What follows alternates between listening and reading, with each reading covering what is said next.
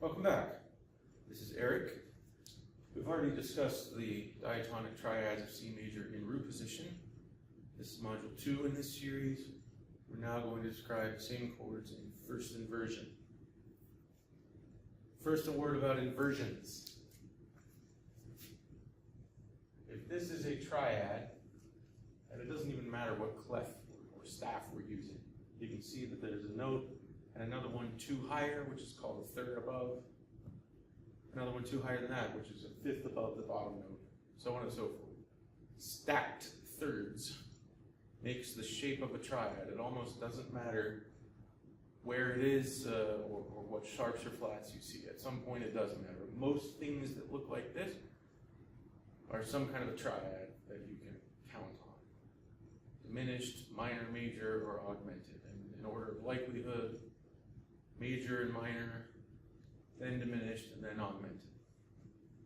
Anyway, if that basic shape that you see is called root position, so I'll just put an R right there, and then we want to reorder the notes, well, think about this.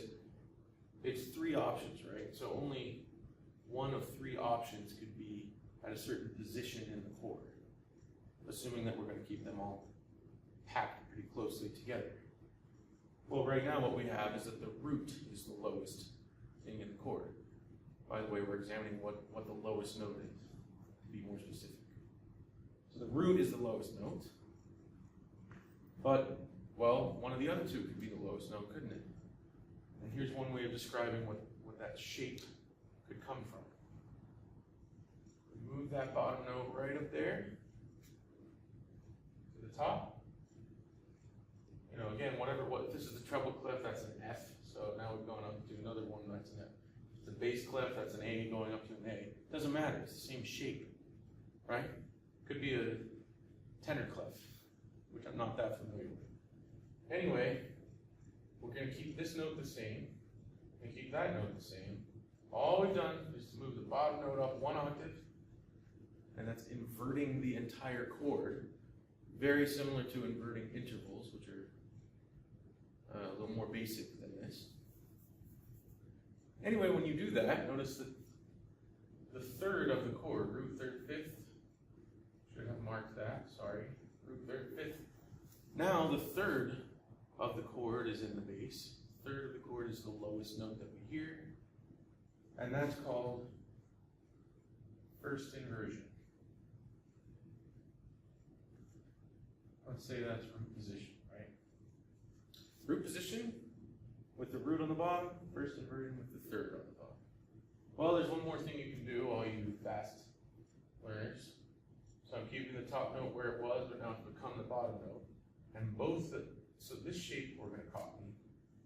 So those 2 are the same. But now we're moving that bottom note up 1 more. And we need the first legged line there. Now the 5th is in the bass. It's called second inversion.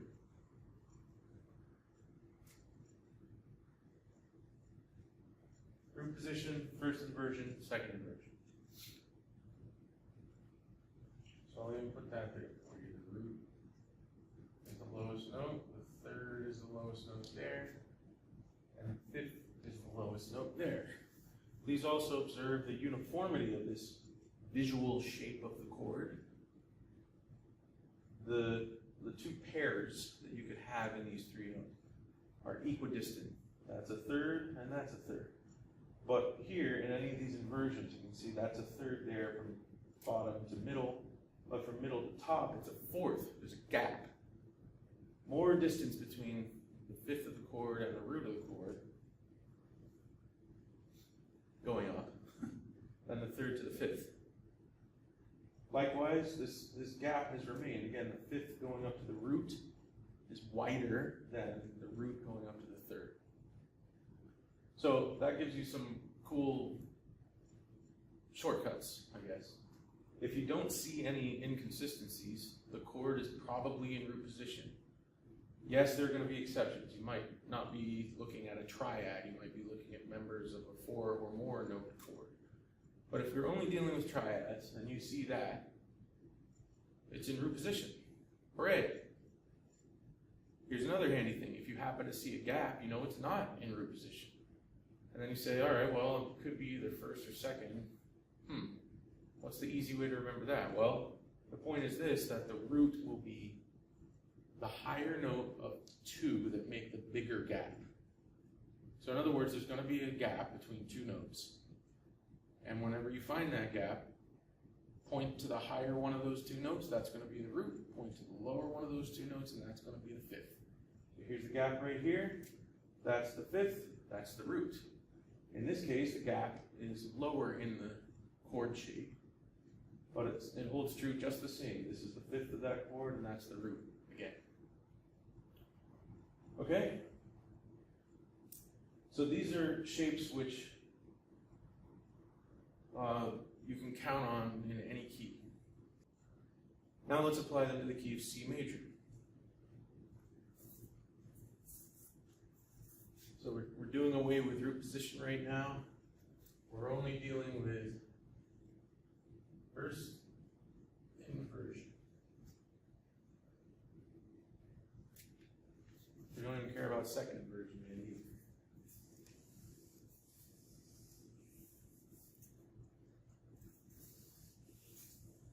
That's for another module.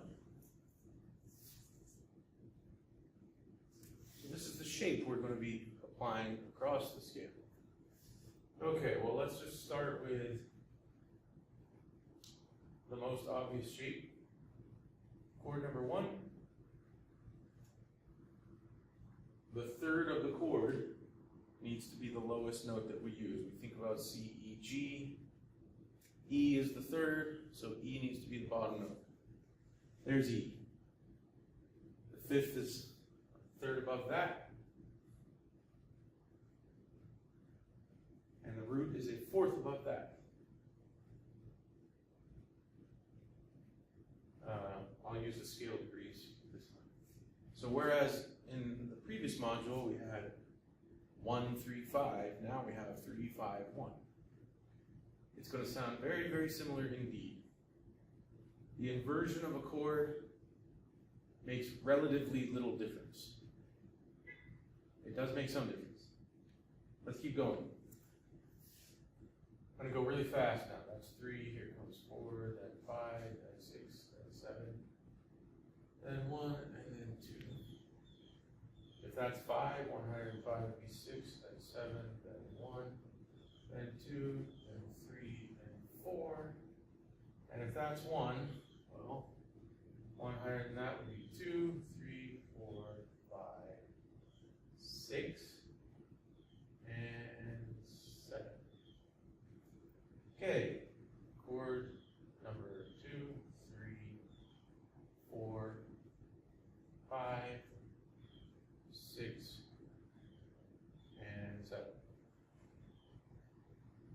Scale degree, 3, 1 higher than that is 4, then 5, then 6, then 7, then 1, then 2.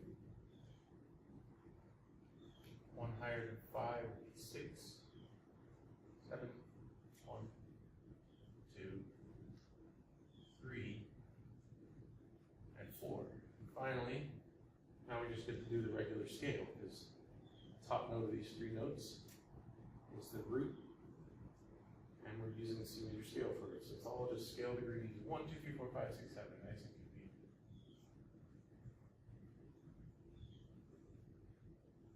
There they are. Notice that they all have this shape. Closer together notes at the bottom, a little bit wider from the middle note to the top note. Here's another interesting detail for you. I'll explain this in another module where these strange symbols come from.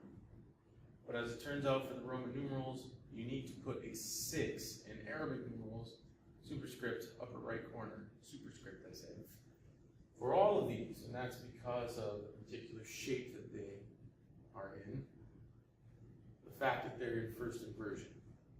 The way to indicate that is to put a little 6 right up there in the top right corner. See the module on Roman numeral analysis, or an explanation about that. Takes too long for now. Okay, the left hand is going to do very similar stuff. I'm going to go down the octave right now so we don't run into trouble.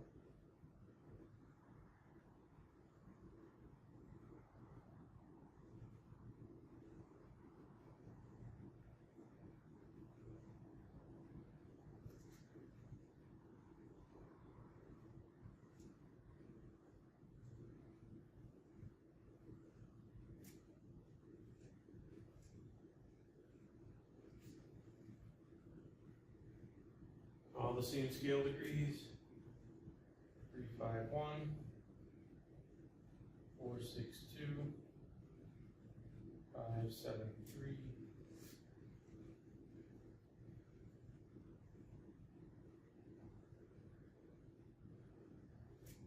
6, 1, 4, 7, 2, 5, 1, 3, 6, and 2, 4, 7. I could put those lines in there, but I think well, I'll put the lines in. So that description goes with those two shapes, one for each hand. See that?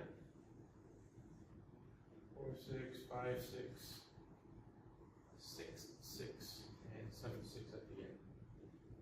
So much for first inversion triads in the key of C major. Please remember, just like the first video about root position chords, play through these. We've worked up to 14 chord shapes we had.